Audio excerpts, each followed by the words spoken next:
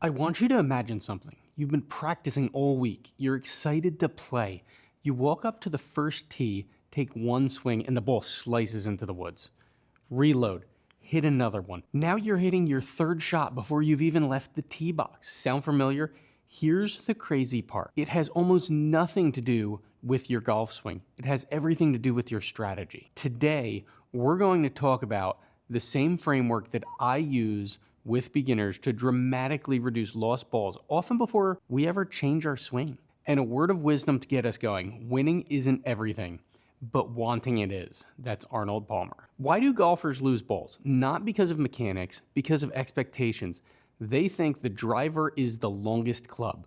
I need to use it everywhere. That's wrong. That's what we're going to call the hero shot trap. On a regular course, 18-hole par 70, 72, you're probably only going to have 14 par 4 or 5 holes. Those are the holes you may use the driver on. But that doesn't mean that you have to.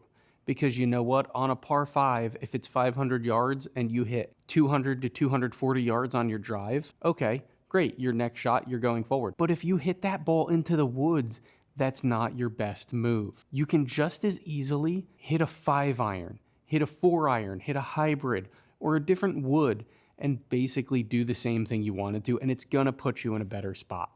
So don't get trapped into thinking you need to use the driver. Now, 100%, you should learn how to hit it. I had problems in high school, couldn't hit the driver. Today, I can hit the driver, probably hit it too much, but realistically, it's a club you should learn. You don't need to always hit it though. The goal of your tee shot isn't distance. It's not impressing friends. It's one thing: advance the ball. Keep it in play. Honestly, golf rewards boring. When I was in high school, like I said before, I struggled with the driver. It would go 100, 150 yards straight and then 50 yards off. I'd be 3 holes over, 2 holes over, whatever it was, and it killed my scores. When I started switching over to teeing off with a 3, 4, or 5-iron, my scores dropped. And that's because I could hit them straight. My irons have always had a minor draw, which is when it comes over to the left. My woods, I've always struggled with a slice or at least a real bad fade.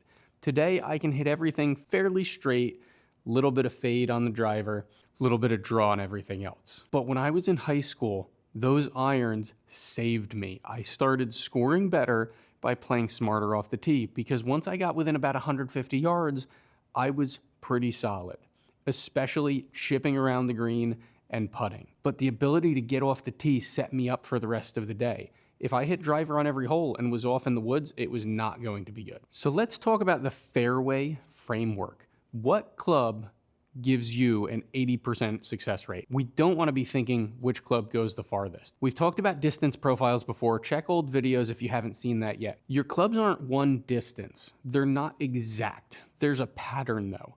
I know my 7-iron is 145 to 155. I'm working on expanding that with quicker swing speed, but I know that number. The driver is a little bit wider. I know that depending on the wind, depending on my swing speed, I could end up 240, 250. If I really get on it and I'm swinging well and I'm loose, I could easily hit 270. But what you need to think about is the dispersion. Now, with that driver distance gapping, if I'm wide open, it doesn't really matter. I have to be a little bit more careful earlier in the round if I'm trying to get over things. I might need to hit a different club and lay up, because when I first start, first shots of the day, I'm probably closer to 240, 250 unless I'm really warm. And that can be a problem if you have a sand trap, if you have water, anything like that. Side-to-side dispersion is big with the driver as well. The bigger the club, the more the dispersion generally. So if you're side-to-side, you can't control whether you slice it, fade it, draw it, or hook it, you don't know where that ball's going. You could have a massive difference in landing areas. So at that point, why don't you think about your 5-iron? What does that do? Sure, you might hit it 50 yards shorter, but still, if you can hit that club, it's getting you into a good spot. Focus on bogey golf, because if you hit a 5-iron and then a 7, based on my distances, that's putting me around 350-ish, maybe a little less. I'm now chipping onto the green. 2-putt and you're in for bogey. Bogey golf, you're gonna score a 90. That's pretty good. Most people never break that. Most golfers never think about it like this, but when you start thinking about it, it starts making sense. So the distance trust gap. Most golfers know what their best drive is. Say it's 240, but you average 205 to 215. There's a gap there. That's a distance trust gap. You need to trust your average, not your miracle shot. Like I said before, when I'm first starting around, 240 is probably 240, 250. That's where my drive's gonna go. And I'm honestly probably going off to the right a little bit. Once I warm up, I'll go further, 20 yards or so, but that's just my body getting loose. I'm not flexible. I need to warm up. If you're assuming that your longest drive ever is 240, but you average closer to 200, call it 210, that's a 30-yard difference. Now, it may not matter, but if you really try to get on it to get that feel again from your longer drive, that's when you're gonna get in trouble. That's when you're gonna be in the trees, in the water, anything. So you need to plan for that. If there's a sand trap right in the area that you could hit that driver, don't hit that club. Hit something different. This is where the full bag framework comes in, and this is where it really shines. Most golfers have 14 clubs in their bag because you're allowed to, but you only trust 3. And this is because you've hit bad shots before. What you have to do, you have to let them go. You have to focus on your next shot. You need to build confidence through every club, and that means you do need to practice. You can't just go on the course once or twice a year and assume you're gonna be great.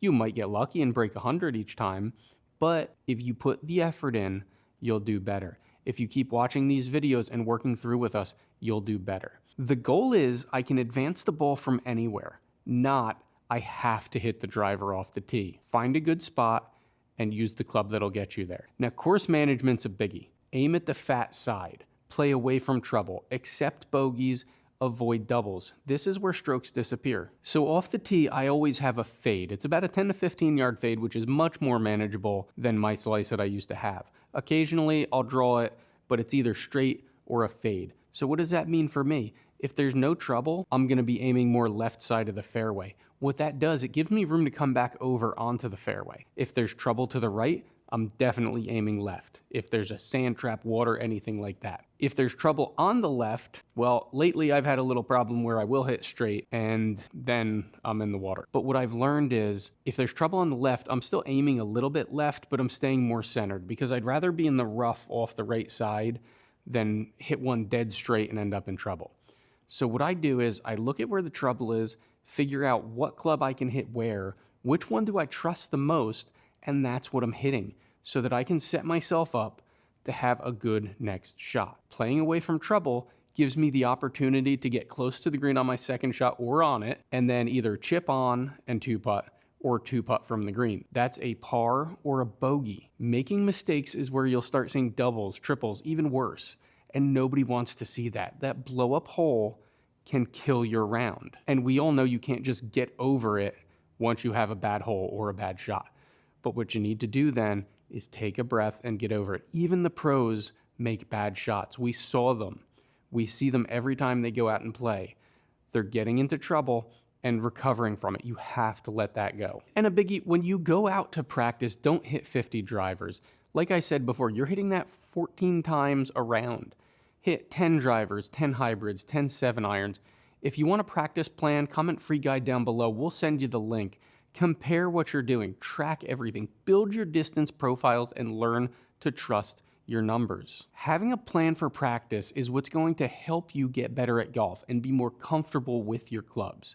If you don't get more comfortable, you're never going to drop your score because you're always going to have that shot or two that just you scull it or you send it off the hosel or you miss the ball. I've seen people do that. You need to get comfortable, you need to get confident, and you need to be able to trust your shots. And that's where practice comes in. Honestly, I'm out in my home sim, the GIF, which is in my garage, probably 3 to 4 times a week. And I almost never touch my driver out there, partially because it's an 8-foot ceiling, but because I know that with my game, I can get off the tee and 150 and in is what I need to focus on.